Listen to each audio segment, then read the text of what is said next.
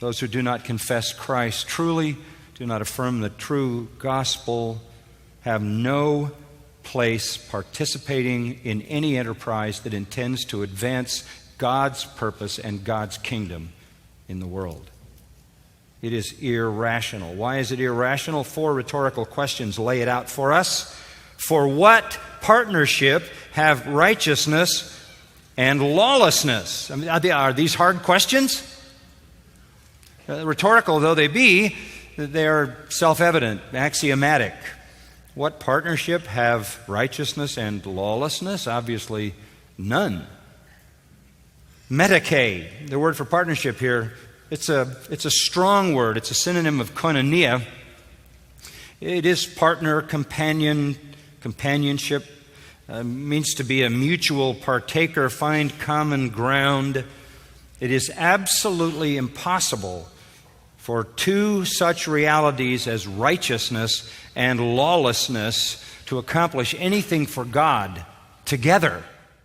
I have been looking forward to this evening for a very, very long time. It has been my desire to engage in a dialogue like this, and when the opportunity came that I'd be coming into this area, I contacted Dr. Cotty and I put out the call, and the church here was so kind to respond and to join with us in providing a place for us to have our conversation this evening. I want you to understand what our motivations are this evening in coming together. This is not a debate. Some of you have seen debates that I have done around the world. This is not intended to be a debate. We are going to, of necessity, discuss differences that we have. The thing that makes this wonderful, and the reason that I sought out Dr. Cotty, aside from the fact that I have learned so much from him over the years, that he's been a primary influence in my study of Islam. I am a student of Islam, and I have learned much from him. But the reason I specifically sought him out is because I sense in him such a kindred spirit on the other side of the chasm that divides us in regards to our theology and our beliefs. He is a consistent Muslim. He believes what he says. He wants to seek for consistency amongst his people and his own practice. And so when you have 2 believing people, one Christian, one Muslim, come together and say, we need to discuss not only what divides us, but also where do we have similarities? How can we live in the same community? And the most important thing is this. If we do what I hope happens this evening, we're going to do something absolutely unique. It hardly ever happens. And that is 2 communities where unfortunately there is a lot of fear on both sides. There is a lot of misunderstanding on both sides. And as a Christian, I want to see doors opened. As a Christian, I want you, as if you are a Christian here this evening, to not have fear of the Muslim people, but to have love for the Muslim people. I want the Muslim people to understand that we care and that we want to have dialogue, and that we're not seeking this evening to sweep our differences under the rug and say they don't matter. Dr. Cotty cannot present an Islam that is just simply one view amongst many. I believe in divine revelation. He believes in divine revelation. So how do we get along? How do our communities talk to one another? The sad fact of the matter is that conversation isn't happening. And I want it to start tonight. And I want it to start here. So if you're a praying person, pray that we will have understanding. That if you're a Christian, I want you to hear what this man has to say. I want you to understand why he believes the things he does, what his life is like here in the United States as a Muslim. And I want you to hear especially when he talks about what Islam is and what it is not, and who speaks for Islam and all these types of things. I want you to hear so that we can have better communication with one another. That's why we're here this evening. I hope that's why you've come here this evening. Any attempted fellowship in common is ridiculous, damaging, falsely reassuring to the unbeliever, and confusing to the world. The thought that a believer could engage in fellowship with an unbeliever for some kingdom purpose, for some spiritual purpose, is as blasphemous as the idea that Jesus would cooperate as a partner with Satan in the same thing. It's It's unthinkable. God uses Satan. He does not fellowship with him.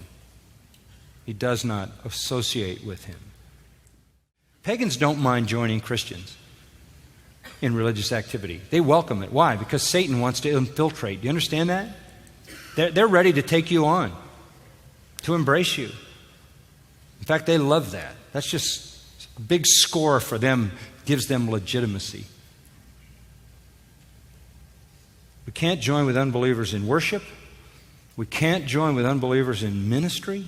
We can't join with unbelievers, listen, in any enterprise that involves God's name. That's blasphemy. That's sacrilegious. Says that do not say he was crucified. They neither killed him, they meaning the children of Israel, they neither killed him nor crucified him, but rather, and this is really ambiguous even in the Arabic, it was made to appear to them so. I just translated the Arabic. What does that mean? It was made to appear to them so. Now, that's what the Quran says.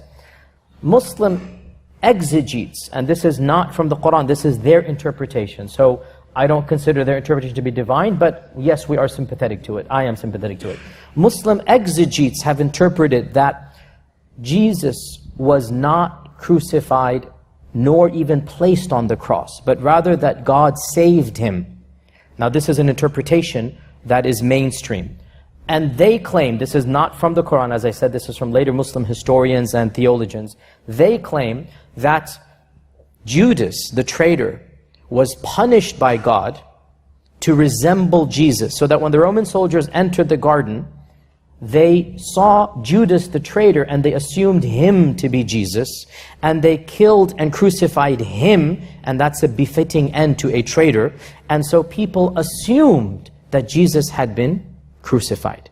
And that's what the Quran says, it was made to appear to them so. Muslims believe, now this is the shocker that every time I say this, Christians are like, what, you guys believe this? Muslims believe, not only did Jesus was not killed nor was he crucified, he's still alive right now. Muslims believe Jesus is alive and he shall come back towards the end of times. And his return is going to signal one of the last great signs, and the great Armageddon and Judgment Day will come after his coming back. Muslims are looking forward to Jesus' return, because when Jesus comes back, we believe his soldiers and his army will be us Muslims.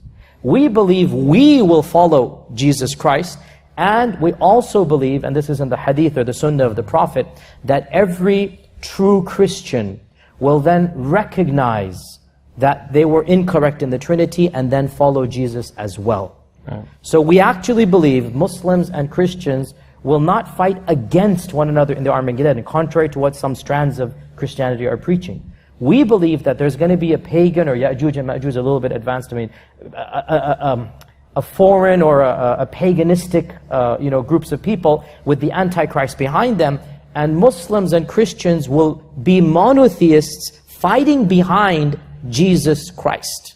So this is the respect and honor we give Jesus. Jesus is of the mightiest prophets and messengers, but from the Islamic perspective, he's not in any shape, fashion, or form divine. Now, by the way, the term living God is a wonderful New Testament term. It's in contrast to dead idols. We worship the living God. So any joining of ourselves to non-believers in any common enterprise that bears the name of God is a sacrilege. It is putting our God next to Dagon.